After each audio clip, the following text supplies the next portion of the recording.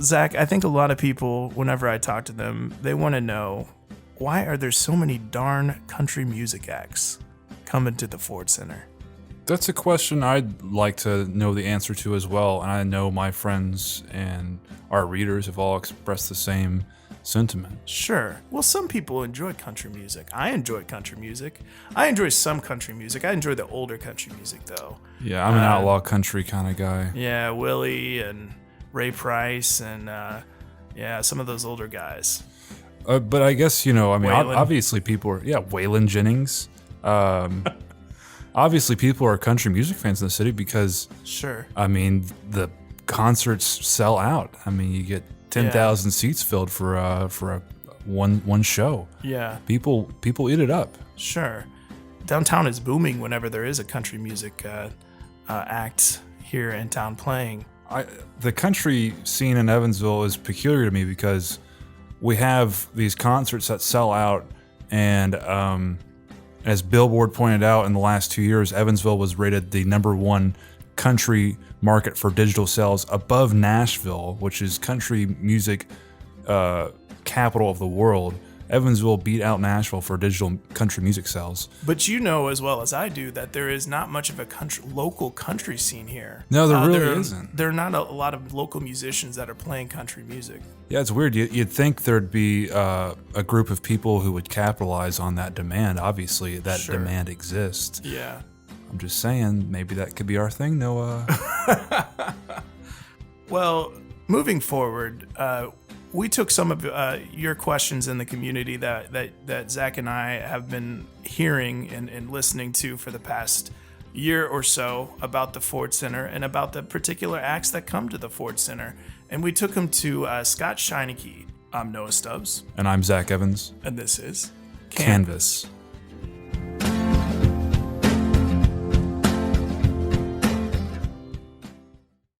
We're sitting here with Scott Schoenike. Scott is the executive director of the Ford Center and Victory Theater for VenuWorks. Thanks for joining us, Scott. Thanks for inviting me. Well, Noah, we wanted to talk about country music, right? I guess so.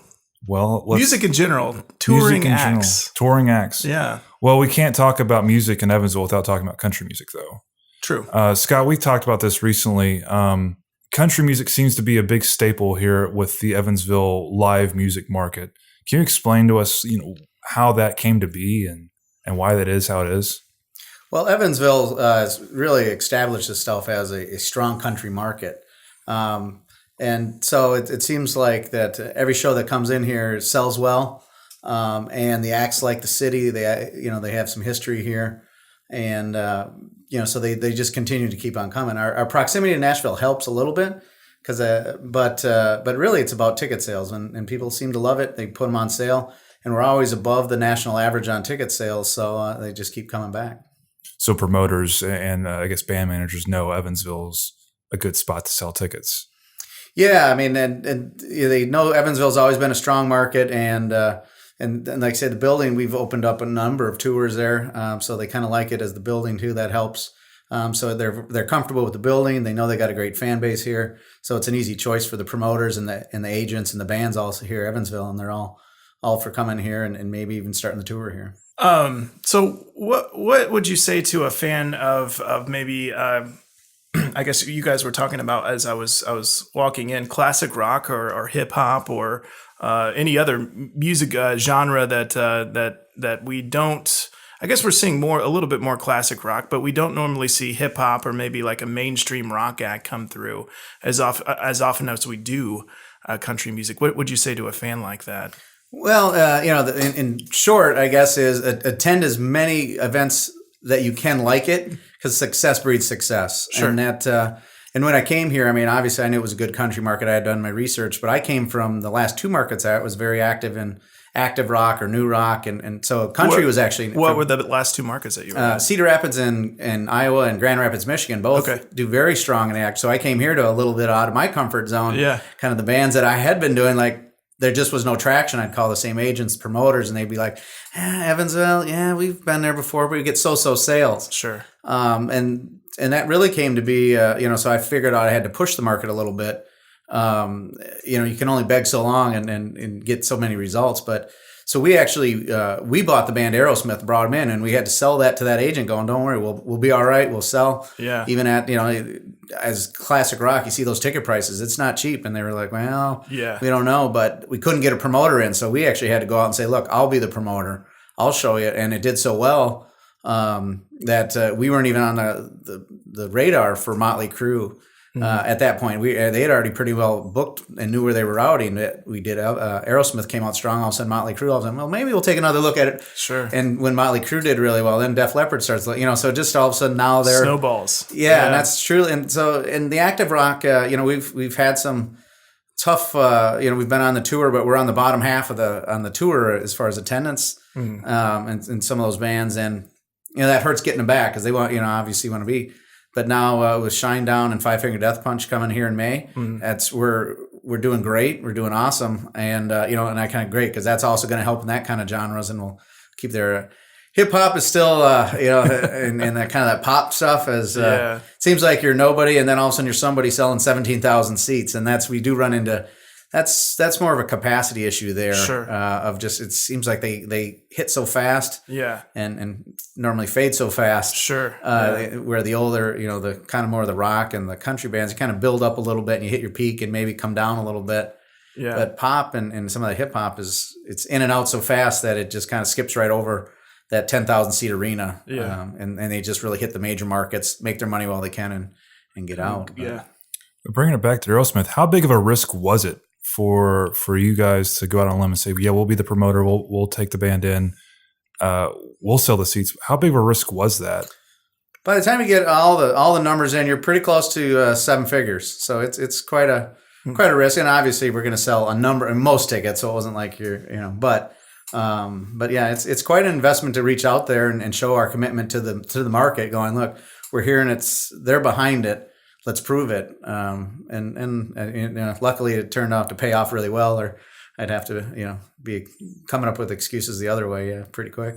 I will make a comment. I live downtown and obviously work downtown too. And one thing that I noticed, and one thing I always notice driving home from work, I work in the evening, so I drive home and I'm able to see all the parked cars just in the downtown area whenever there is a big concert like Aerosmith. I think Aerosmith, just from what I could see and what I could gather, take it for what you will, there was Kenny Chesney and there were people. I live off of about 4 blocks away from the Ford Center, and cars were parked even down as far as where I live. Aerosmith was the second biggest, where I could see just tons and tons of parked cars just on the downtown area past Kenny Chesney. So I thought that was pretty impressive. But yeah, I just wanted to make on that the NOAA comment. parking scale, Aerosmith was second ranked. Yeah. Well, it's neat to always watch how different acts and genres and age groups will, how a concert's just not a concert, and Aerosmith, probably had more cars just due to that, they went as couples. You get some of the other, it goes groups, the younger you are, you might 6 you in a car just to get down, Sure. So it's always interesting to watch. And, and those drivers have the exact way they want to get out of downtown. That's what we've learned in 5 years. Everybody kind of learns their secret way to get out of downtown. And, the big parking problem that was going to happen never really happened. Too bad. And they're all finding out where their favorite spot is to park. And Sure. Yeah. and that has worked out pretty well. Not bad for downtown parking in an urban area. Yeah. Where are we pulling people from? Like geographically, what's the Ford Center's reach? Where do you try to sell? Like how far do you want to market and promote, I guess? And we move around a little bit. A lot of depending on, so it depends on where else they're playing. If they're also playing the Louisville market, they will maybe skew a little bit more to other directions. We do very well actually into Illinois. There, that part where what I would call battleground would almost prefer to come to Evansville rather than St. Louis. They know we're easier. They feel more comfortable. As Evansville, and that's the major part of when we talk about economic impact. Is getting those people that come and they also start getting used to coming here. Yeah, it's an hour and a half drive, but they could make it to St. Louis just as fast, but they prefer coming here. They can shop easier. They can eat here. They can fill up with gas. They can get to the Ford Center back home. And it's a lot more comfort feeling.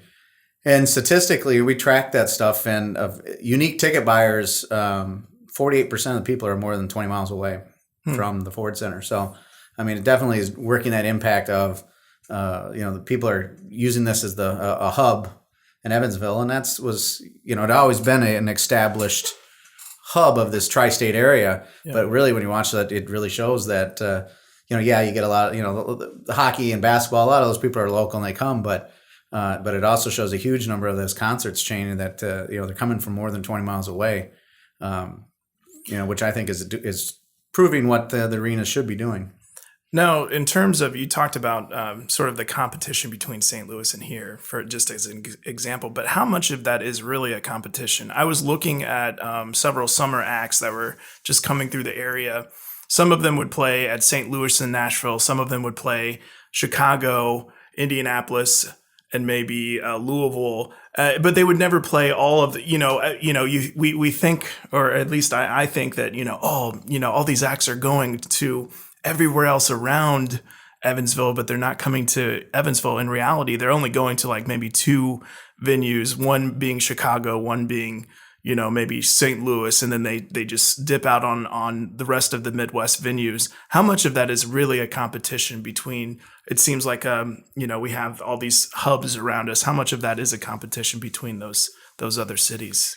There's there's a lot of competition, and the biggest thing is, and you kind of figured it out there, that a lot of times we're going to be in the area for two shows. Yeah, and sometimes it's availability. Mm-hmm. I turned down a number of shows just due to that. It needs to be that date. If not that date, then they're going to play Louisville, or if that date they're going to move to St. Louis, and especially with our prime season being October to April, with hockey and men's basketball and women's basketball, when they give me one date.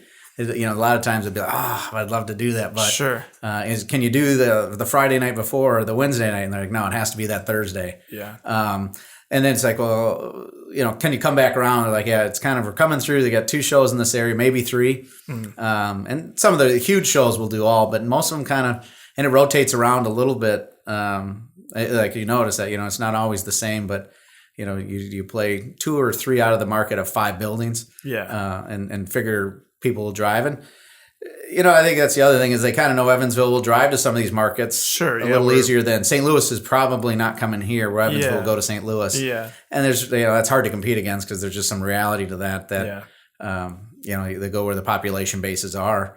If all things are even, they'll follow the population base. Jumping venues, VenuWorks also manages the Victory Theater. The Victory Theater is a 1,900 seat theater style venue, right? What kind of differences is it bringing bands to the Victory as opposed to, say, an arena like the Ford Center? It's it's a lovely 1,900 seat historic theater. The hard part about booking it is it's a lot more hard. It's harder to book the best acts because Ford Center is kind of easy. They're kind of either hot or not. The Victory, there's a whole bunch of stuff. Getting the right stuff is the tricky part. And which bands are getting hot, which ones are not. So there's a lot more risk involved and a lot more calculations involved. But when we got that a year after we started managing the Ford Center, we kind of took the Victory. And I appreciate it because what it does when you get the agents, the promoters on, you give them more to talk about than, hey, this is Scott at the Ford Center. You got any big shows? No. Okay. For the Victory, there's always stuff to talk about the Victory. It's about, maybe can we try this? Should we try that? What band's hot? What band's not? Hailstorm was a good one that we started bringing some rock in there that, some of those shows that aren't quite ready yet. Now they're starting to go on the arena tour, but you start getting in those conversations. They remember Evansville that sold really well at the Victory Theater. And all of a sudden the Ford Center, they're talking, is that the next step up? And just as an example, that is one of the bands that, it's kind of in that, are they ready to step up to the bigger arenas? And also you'll see at the Ford Center, we do some cut down arenas and, try to get those spanning, but, you can do a nice show in there with 500 people and still do all right. It's a kind of an old industry kind of verb, but, there's no bad shows, just bad deals.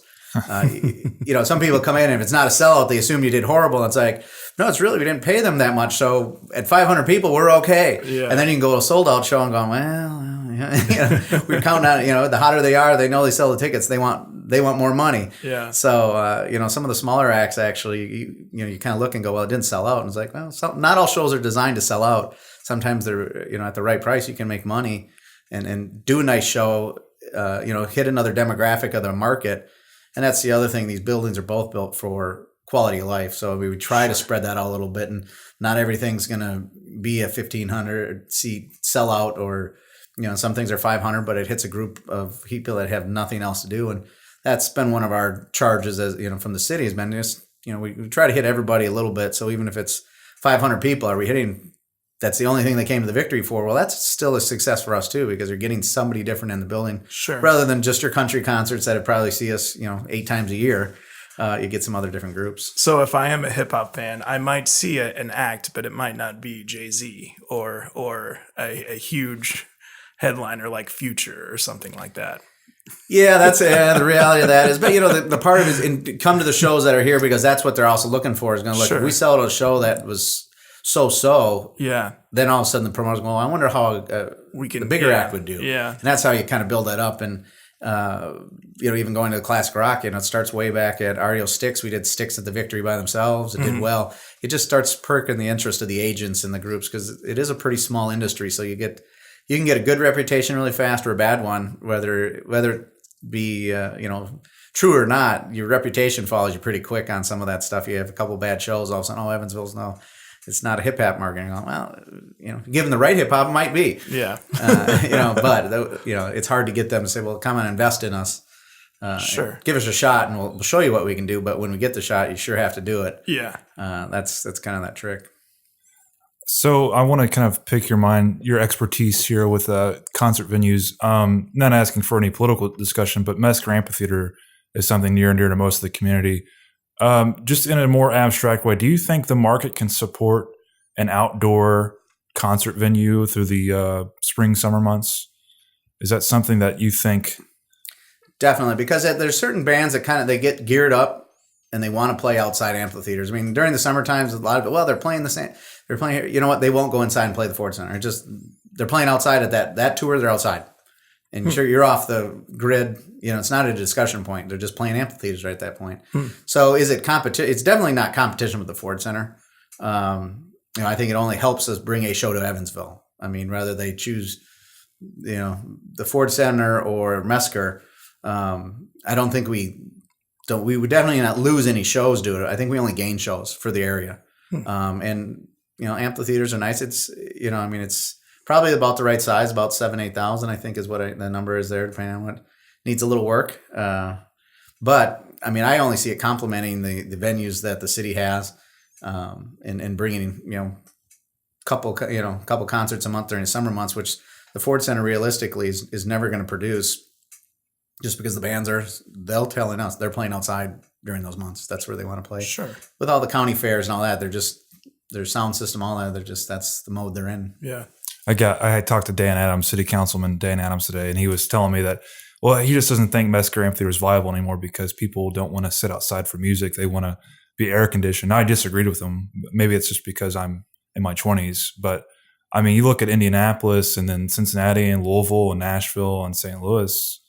Well, I don't know. I can't really reference St. Louis, but I know for a fact that Indy and Cincinnati and Louisville all have great outdoor venues that have these nice festivals that people come to and seem to do well. And I think Evansville could support that.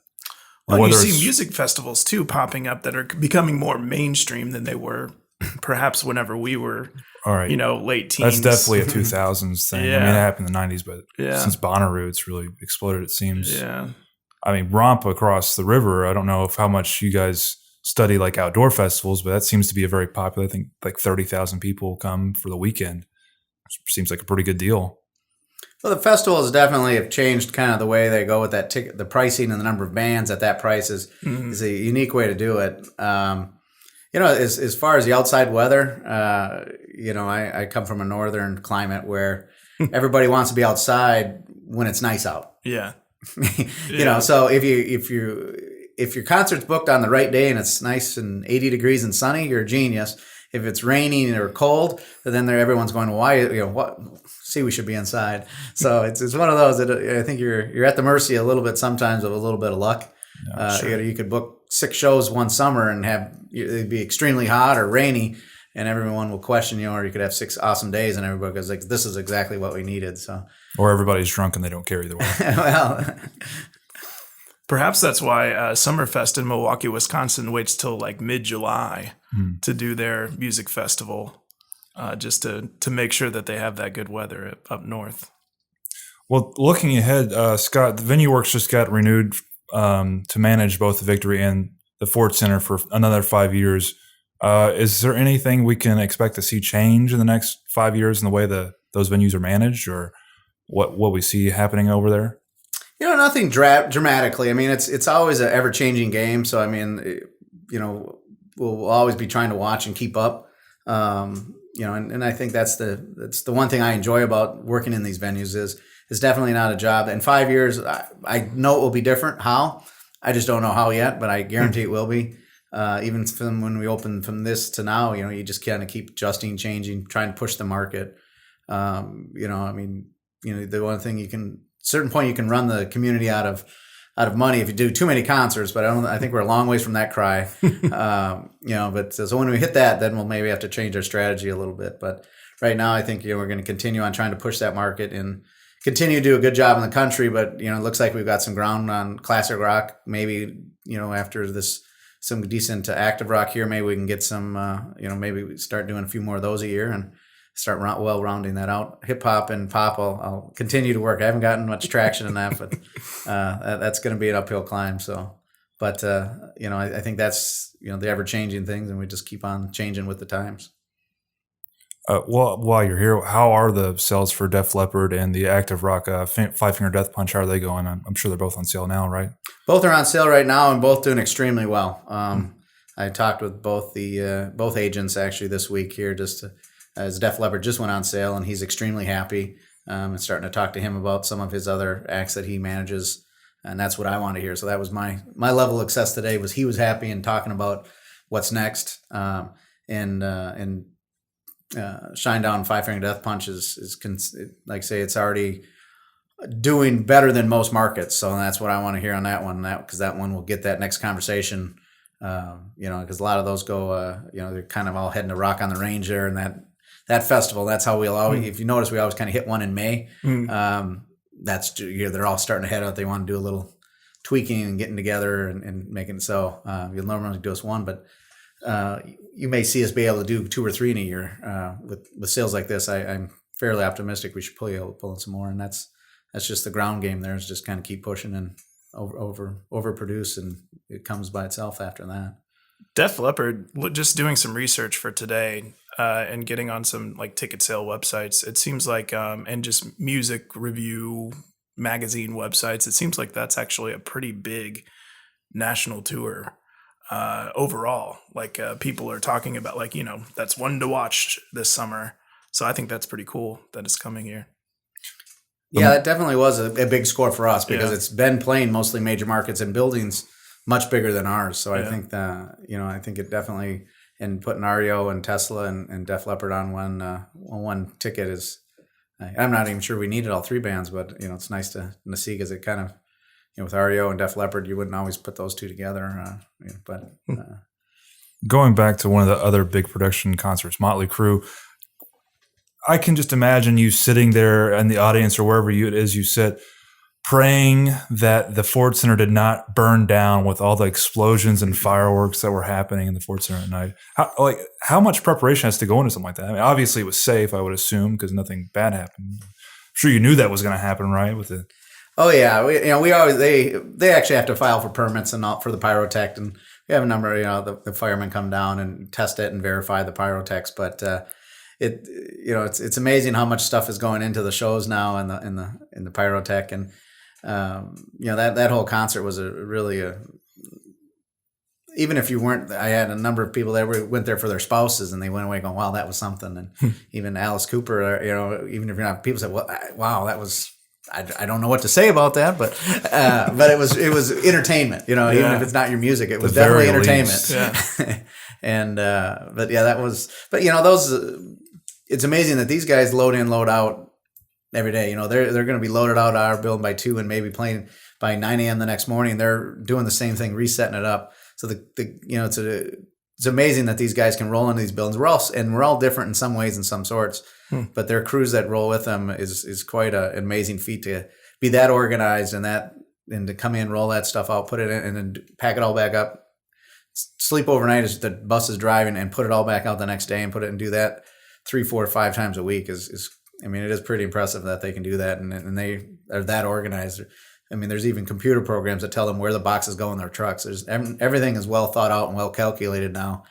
It isn't just kind of hodgepodge. Everything is extremely thought out, down to even which box goes where in which truck. So kind of adds into why maybe ticket sales are entering the more than $100 range for some seats, right? Yeah, well, and yeah, I mean, on the video boards and the production has gotten way up there. And the hard part when people remember the 80s and now they used to tour to sell records and albums. And now they actually tour to make their money. Yeah. So the touring was a marketing piece. Now touring is actually where they make their money. So even the whole structure of why they toured, tour was called marketing. Now it is the revenue source. Sure. Whenever the Ford Center was being built, ticket sales was a huge deal, and the price of ticket sales. I think their first act at the Ford Center was Bob Seger. Right.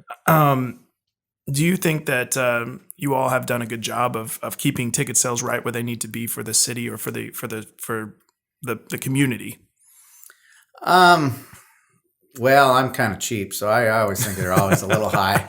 And really the promoters choose the ticket price. Sure. Yeah. So we have limited say in really ticket prices. Yeah. It really coordinates with the guarantees that are being paid now, which are a lot higher than they used to be. Mm. And so the ticket prices have followed. Mm.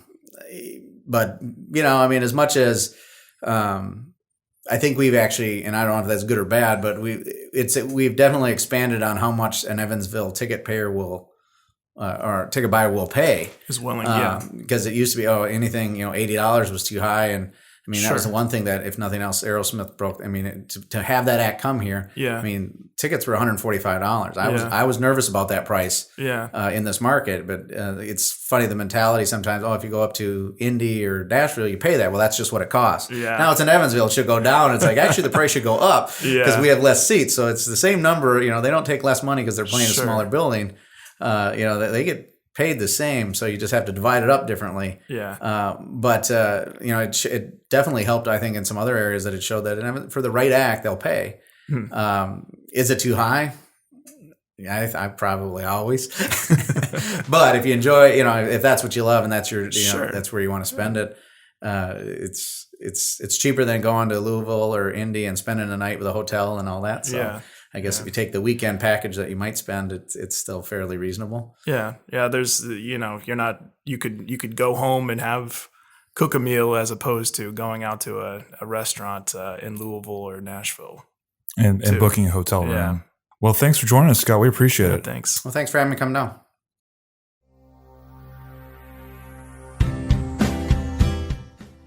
Canvas, the Courier and Press's news podcast, is produced by Noah Stubbs and Zach Evans. Check us out on courierpress.com, the Courier Press app, and podcast apps like iTunes, Pocket Cast, and Stitcher.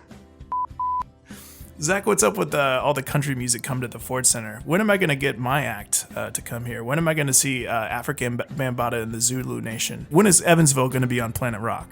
Well, no, I don't have a good answer for you on that one.